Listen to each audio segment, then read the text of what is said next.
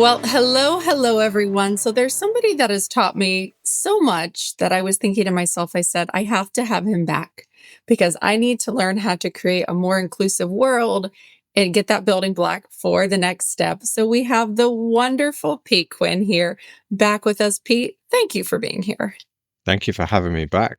Thanks for your kind words as well. As a British man, I find it very hard to take that kind of compliment. So I'll take your word for it. But Well, I'm going to give you lots of compliments. But before we get into all of our amazing stuff we're going to talk about, Pete, I want to hear, what is your Campus Chronicles story? okay. So I did an undergraduate degree in anthropology, and it was a very free-flowing modular degree program. And I veered off into doing refugee studies. Really exciting topic. Really loved it. But I think it drew my attention a bit far away from the core content of anthropology. So I almost failed my first year. Um, and the kindness that was shown to me by a couple of academic colleagues back at Oxford Brookes University just helped me over the line. And so I noticed that kindness and tried to take that forward into my work. So they didn't give me a pass. They made me work for it. Absolutely fair. But, they did it with kindness rather than the kind of big stick you must approach. I love that. And the other thing with that, too, is they're not punishing you for having curiosity. And I think that's such a big deal is sometimes we're curious about something, but we don't necessarily know how to approach it. And one place that I know that I've really struggled personally, to be honest with you, is inclusivity, because I want to do the best that I can. That's where Hmm. my heart is, but I don't always know how to do it. And it's Yeah. such a difficult topic to touch on that a lot of us get our education from the media, from movies, from pop culture, but that isn't always the best representation. What do we get wrong about inclusivity in our world, in the way that we talk about it, in the way that it's represented? I think the big thing is that everyone, to some extent, has fear about it, Mhm. and what fear tends to produce is a clunky response rather than a confident response. So we live in an unequal world. There are issues that we want to try and bridge, but we're not going to be able to do that in a one effort, one shot attempt. So we need to do it incrementally, but we just need to do it with a bit of confidence and be willing to make a few mistakes and a few clunky responses is fine as long as we're prepared to learn from it. But yeah, a lot of people try and do the whole thing all in one go, and that's not realistic. That's not going to achieve change. So we just need to do kind of small incremental steps to start with, and then confidence builds. And I think that's the way forward. I encounter lots of people who are really fearful about saying and doing the wrong thing. And what does wrong mean? It's that kind of backlash, public shaming, all that kind of stuff that we're seeing. Again, we just need to be a bit kinder. I think cancel culture can play such a big role in that. People are very fearful of getting canceled or erased from a friend group if they make the wrong comment or decision. And obviously, we want to do everything with kindness, but what's the difference fundamentally between sort of this clunky response that you're referring to and then a more confident response? What does that look like? Well, I mean, if I was in a friendship group that cancelled me after one clunky comment, I'm not sure I'd want to stay there anyway. I mean, if people are so on a knife edge, and I can understand why, there's some very fraught circumstances in some environments, but people need to take a breath and a step back. And is it realistic that one person has said one thing wrong one time and that's it? They need to go. I don't think that. If there's a pattern of behavior and there's not the willingness to learn and make a mistake and learn from it and move forward, okay, I could see why you might kind of retreat a little from people. So I think it's just a case of going steady, steady away at it. And I don't mean let's move slowly and it's fine and we've got plenty of time. No, I just mean let's take a thoughtful, considered approach. Because what we do lack currently, and may have done for quite some time, is that we've lost the art of productive disagreement.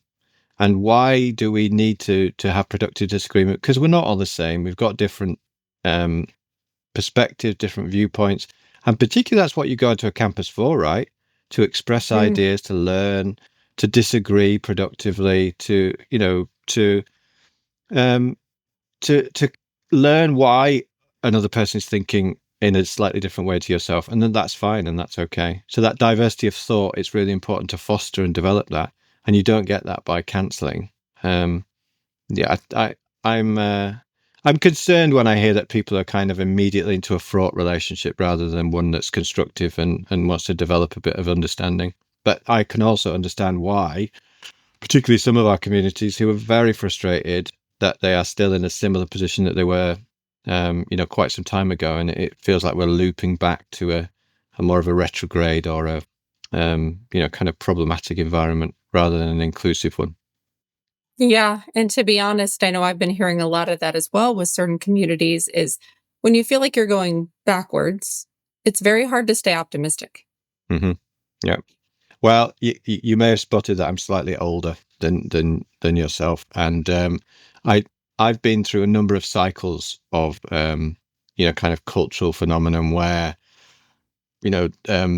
we've in the UK we've had examples of race riots in the past. We've had big discontent with the government. We've had all sorts of challenges like that. If you look to the wider aspect in Europe, there's always been discontent from the 60s onwards. So these are things that happen, patterns of discontent, which are usually resolved by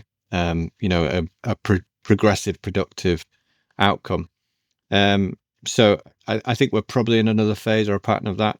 I think we've got different circumstances with technology, social media, those kind of areas, which the information flow is possibly different, and there are very polarized news views, and that kind of topic getting in. But the cycle changes really quickly, really rapidly as well. So maybe in those spaces between those phenomenon, we're not getting the chance to reflect as we once did. But that's the kind of cultural bit. What can we practically do? There are quite a few things that we can practically do to address some of the challenges we have. I want to get into the practical bit, but I want to highlight something you said that I thought was very, very intelligent. And that's about consuming social media, different sorts of media, and how polarized that is. Mm. I'm very, very careful about that because I work in media. But for so many students, they are actively consuming so much more content than they realize. Hmm. What is your advice if you're consuming a lot of content and you see something that may not seem entirely accurate? How do you move through that? Oh, well, I think you have I to. know that's a big question. I'm Yeah, just yeah. curious your perspective of it We've because it's a we've hard only got an one. hour, right, for that question. No, I remember an academic I used to work with who then um, I was in a student support, student affairs role, but I needed to see him. I think he had the power to give away some money from a particular fund or something. On his wall, he always had question everything, just a kind of statement. And I think you do need to, I think you need to go in intelligently into content. I follow people on social media that I disagree with. I think that's really important. But the algorithm is trying to get me to respond and react. It's there to get me to click on it, follow it, grab my attention and take me down that particular route. And I need to be aware and conscious of that. So if I'm a person on social media, I probably want to limit the amount of time I'm taking on it. I want to really work hard at that. I need to also balance that out with interactions with people in real life. I don't necessarily mean in person, that may be through a digital means, but I think once we start to surface and circulate some of these ideas and themes that come up on social media in real life, that's when they can be really shown in their true light. Mhm. So there's quite a lot of comedians in the UK who kind of develop some quite good sketches from just completely crazy themes. Like there's a guy, he's popped up again. This was from years ago, but he got into a taxi, and the driver said, if you say you're English these days, they put you in jail. And the whole sketch is about what. Where did you see that? Oh, it's on social media, so it must be true. That kind of thing. And I think people just run with things that clearly and patently can't be true most of the time. But yeah, question it. And don't spend so much time on it. There are other places that you can get information from um, that aren't just reliant on a big feed or a big algorithm. You're right about the algorithm because that's how those companies make money. And I don't think we acknowledge that enough. It is indeed, it is a business. They make a Uh, lot of money. If And it's to your point, yeah. it's easy to be a keyboard warrior. And Mm, what I mean by that is sit behind your screen and feel a certain way about a topic or a group of people. But when you go out into the world and you actually engage with people and you yeah. see their beautiful humanity, which you can't find behind your keyboard, you can learn so much. Well, and you might find that ugliness too. I think it's important. You can't just look for the good in everything and what you like and what is attractive to you. But there's an organization that's I'm involved in through sort of tragic circumstances. We had a member of parliament who's, our representative that we've democratically elected, who was killed by a right-wing terrorist in my hometown. Her name was Jo Cox, and an organisation came up around that tragedy called More in Common, and they do a lot of activity in the UK on a regular basis. Around, we have in her maiden speech in Parliament, so the first time she stood up and spoke, she made the quote, "We have far more in common than that which divides us." So she came from a polarized community, quite a lot of minority ethnic communities within a mainly white community, post-industrial. And I think that kind of work that they do, which is around bringing people together of different backgrounds, different opinions, just to spend some time together and realize that we're talking about fellow human beings. We're not talking about them and us. And for whatever reason, both the corporations who profit from that discontent and discord, and the current governments and political movements that want to pitch one community against another, again usually for financial gain. We need to be aware of that. But yeah, there's stuff that we can do more together. We have far more in common than divides us. That they do an annual event called the Great Get Together, which is just bringing people together around food activity. Makes a huge amount of difference. Can save hours, weeks, months of work just putting people together in a neutral environment. I love that. And it's so much easier. Sometimes some people feel that they need somebody to be oppositional towards, or they need a group to blame. And that's not always the case. I want to shift into the productive aspect of the things that you said. So, last time we talked about creating a more inclusive world. Mm. Obviously, we're talking about college campuses. If you were back, this is going to be an interesting question. I just came up with it. If you were back on a university campus today, maybe you're that age, maybe you're not. What is the first thing you would do to make it a more inclusive space? I mean, I think the COVID pandemic has done quite a bit around rescoping and reframing campuses. I think a lot more teaching and learning is happening in smaller groups now, rather than the big lecture format. I think that's an area that can be improved. A lot of the work I'm doing currently with campuses and universities is around making spaces more neuro-inclusive and being aware of that. So a lot of building design now, when you walk into a welcoming space, there's usually a Starbucks or kind of coffee barista type thing. Lots of noise, lots of smells, very bright light, quite noisy. Some people are attracted to that, but people with neurodiverse profiles aren't really keen to walk into a cacophony of noise, smell, light. So making spaces that are a bit more quieter, a bit more able to decompress. And these are all things that we can do. We don't need to erase the campus and start from scratch. We can just think about what our welcoming spaces look like, and normalizing where you're meant to go and what you're meant to do in a campus space. I think that's one thing that I would change and do change. Just making sure that signage works, where you need to go, why are you going there? Why do I need to go to this place? What's the purpose of that? Kind of giving a narrative to the culture of the space. This is where I need to be quiet. This is where I can be as loud as I like. This is where I can charge my devices. This is where I need to kind of just keep the space clear, because there's huge amounts of people going through it. All those kind of little areas. What's the space for? Who uses it and why? And it makes it really clear for everybody then. That works for neurodiverse people. It works for people who are unfamiliar with campus environment. Whether that's from a nationality perspective or just a class or economic status perspective. It's just kind of making the campus clear what's it for, who uses it, why they use it, etc. It's really interesting. So firstly, I never actually thought about welcome spaces. That's an example of I'm a well-meaning person, but that would never occur to me. You know what I mean? And as you're explaining it, the scents and the sounds and the lights, that is very overwhelming. And I love the concept of making it clear. For some people, yeah. Yeah.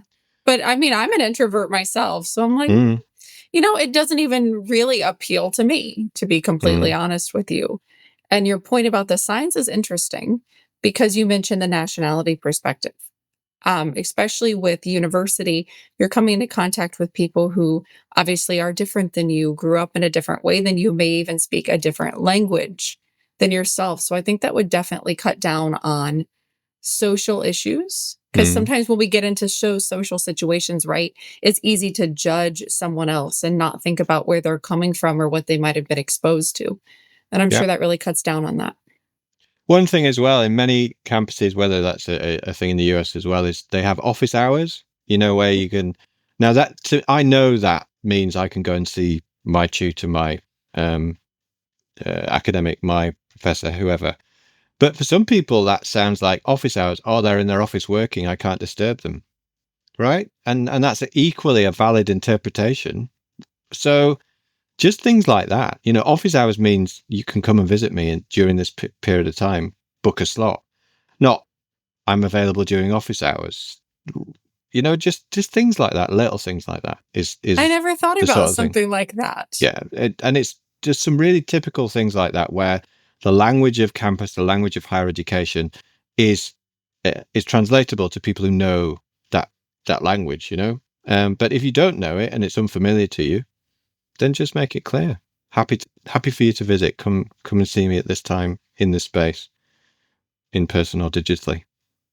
That's amazing how you've learned all these different phrases and things that are causing, not to say issues, but just causing a less than smooth journey. So when you go into a campus now, when you're working in that space, is that one of the first things that you audit or look at?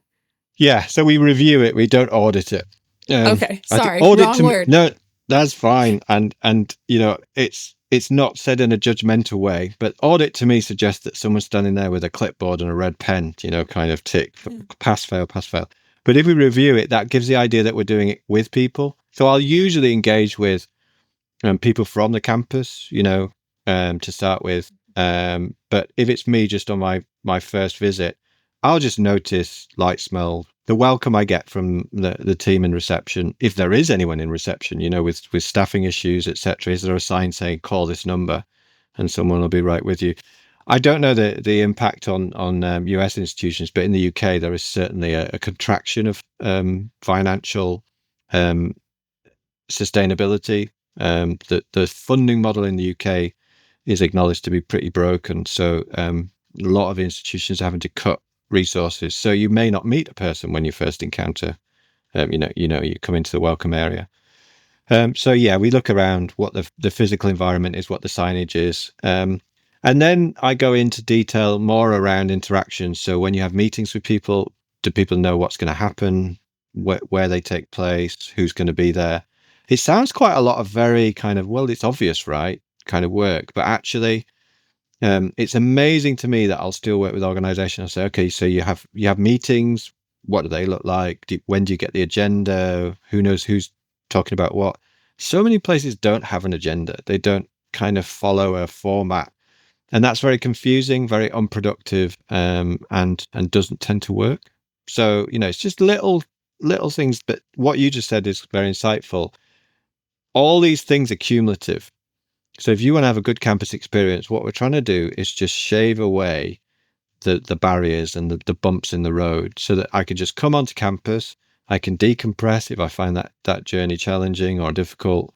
But I need to come onto campus. What's the value of me coming on? Bit of decompression space, probably some good food or some nice refreshment. I know where they are on campus, and then I can get into my learning, teaching, research, whatever I'm doing there that day. I think that's a key principle. I love that because it just essentially removes barriers from Yeah. being able to be present, being able to be mindful, being able to make the social connections, which, if you live on a university campus, is very, very important. But if you're constantly worried about where you're supposed to go, what you're doing, are you doing things the right way? You don't Mm, have the emotional and the mental, capability to worry about all of those things and then still be able to put your all into studying and making those social connections. yeah. So So, you like you can't do your said, best work. Yeah. no, you can't be your best self either, is the hardest part. And when you can't show up as your best self, then you're not going to be able to make those meaningful connections that are going to help you in your career and down the line. Yeah. I For love sure. that. Now, Pete, I have a hard question for you. I've asked you this question before, but we're going to do it again.